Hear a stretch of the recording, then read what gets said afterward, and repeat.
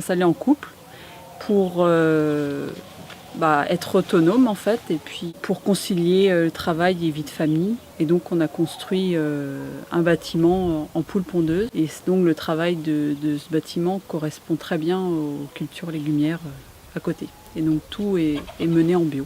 La construction du bâtiment en elle-même était assez coûteuse. Après on a investi dans du matériel pour nous faire gagner du temps, entre autres une machine pour calibrer une emballeuse à œufs. L'emballeuse permet que les œufs arrivent dans le magasin, et après une machine avec un système de ventouse prend les œufs et les met en plaques. On a un empileur qui les empile par pile de 6, et puis on n'a plus qu'à les prendre et les mettre sur notre palette d'œufs.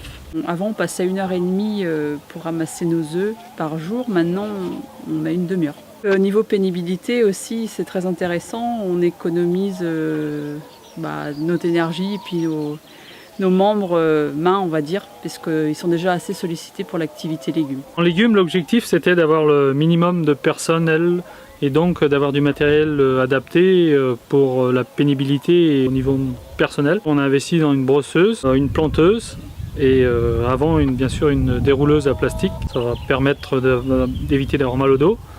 C'est-à-dire auparavant on devait planter le potimarron, on devait se baisser, se plier. Là on s'est assis sur une machine et on posera le légume dans un gobelet qui lui ira tout seul en terre, quoi. Donc on a choisi de stocker tous nos potimarrons sur l'exploitation.